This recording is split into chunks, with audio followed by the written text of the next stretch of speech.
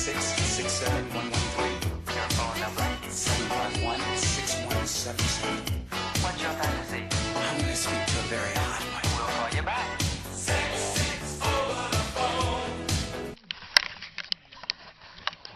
Hello, and this is a bit of an explanatory vlog.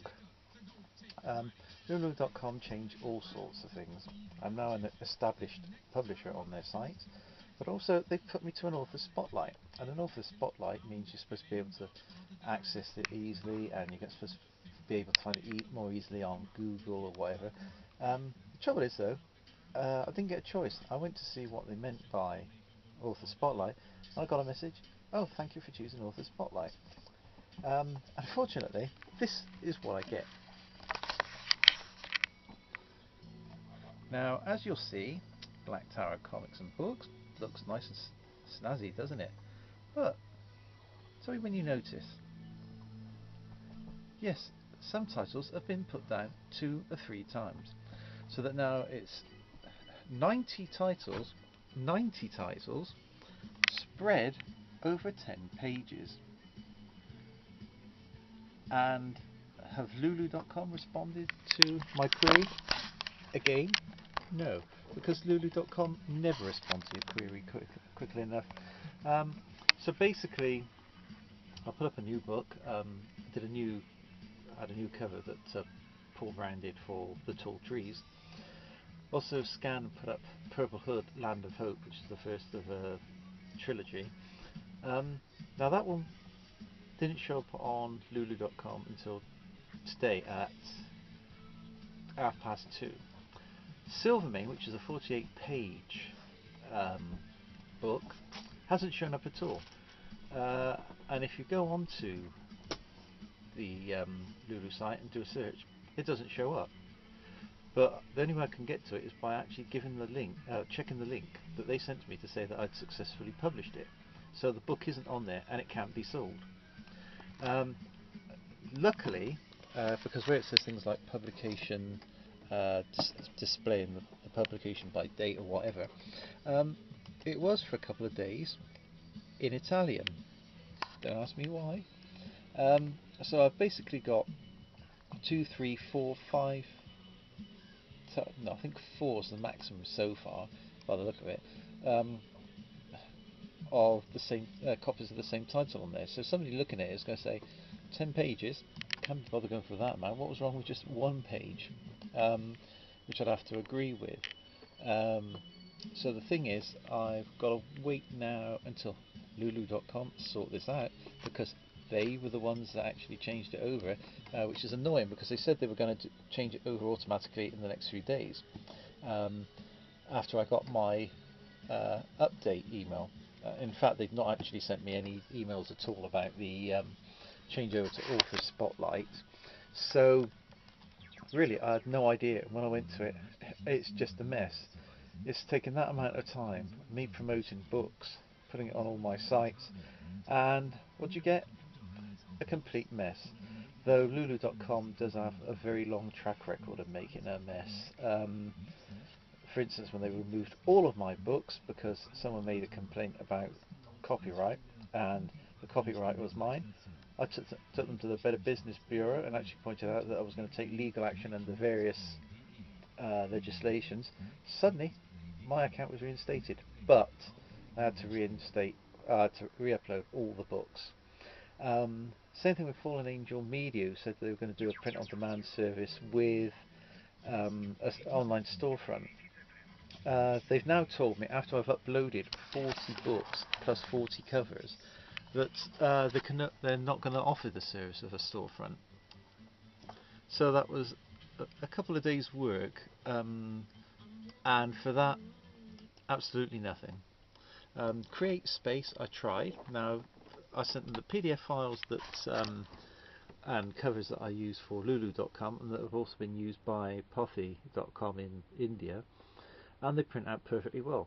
According to Create Space, there were several faults on different things, like the first page was 150 IDPI, so I checked the PDF file, and it was actually 300. Then they said there was an image of 150 on site. Sorry, this is because look at. God, honestly, she does this on purpose. He's down there, by the way. So they printed out okay, but CreateSpace said no. So what I did is I did one with the alterations they wanted, and basically it's come back. It's not good. It's got various problems with it. So there's 6 books on CreateSpace waiting to be published, but I have to go for it and make all these corrections, which they're then turning around and saying, you know, they're not good enough for us. We want them done in a different way. Various other places do print on demand, obviously, but what I want is the storefront, because that way you don't have to order loads of books that you can't get rid of. This is just basically a pain in the bum, to put it politely. So I've now, let's see, this happened last Thursday, so it's Thursday, Friday, Saturday, Sunday. Alright, we'll exclude that because Saturday and Sunday they're probably not working anyway. But we then got Monday and today Tuesday. That's 4 days. By now I should have actually heard from Lulu.com about my inquiry. Nothing. So I'm stuck with a site that I can't really promote stuff on because people can't see it. And although I've published the Silvermane Knight's Ghoul Hunter, the only person who can see it is me by using the email link. That's a good moan, isn't it? Anyway, on the 25th of September in Bristol, along Park Street, there's a shop called, I think it's Bus Stop, and the people that run Bear Pit Zine are going to actually do a small press event there. So if you're in Bristol on the 25th of September, then you go up to Park Street, you go in there, you'll not only see Mr. Paul Ashley Brown, famous Bristol, I almost said comedian then, but yeah, it's probably his artwork makes me think of comedian. But he'll be there with a table, so you can see Brown and Knowles, his Yum Yum books. What else is it? Oh, Laurie Byrne and all the other stuff he's done. But you'll also see me there selling some old 1980s, early 1990s zines, and if I can order from Lulu.com, some books of my own from there. So that's something to be aware of. If you check www.comicbitsonline.com, I'll put the news of the event on there. It's already up there anyway.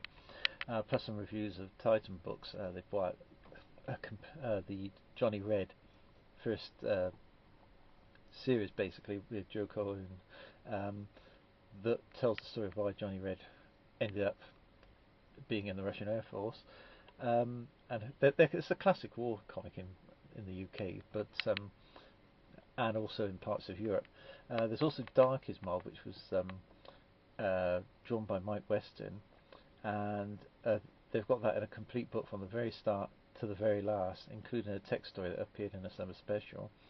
And they're fantastic reprints. I mean, they used to be an old newsprint paper, but this is lovely, crisp, black and white, and fantastic stories. And I think, to be honest, Darkies Mob. I mean, the character himself, Joe Darkie, basically makes Sergeant Rock look like a limp-wristed GI. I want to say something else, but I can't be bothered. But you know, even if Joe Darkie had his legs and his arm tied up around his neck, he'd still beat Sergeant Rock in a fight. But it is nice, gritty war stories. Language corrected because it's now not PC to publish the language that they used to use. And I'm not talking about bad language. I'm talking about racial things like you yellow skin, whatever. It takes a bit of the realism away from it, but then again, you are talking about a comic strip. So if you get a chance, go out and check it out. They've also done a new version of the Crow, which I think is 60 pages extra added to it. So if you never saw O'Barr's Crow in the 80s, you can get it now, and there goes the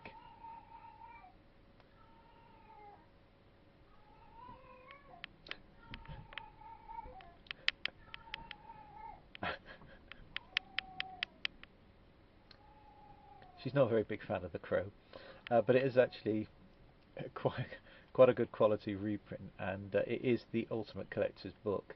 I think I'll leave it at that for now because I've seen my little nephew Leo today, 4 months old, and he's already come up for his lunch. Yeah, I think I'll leave it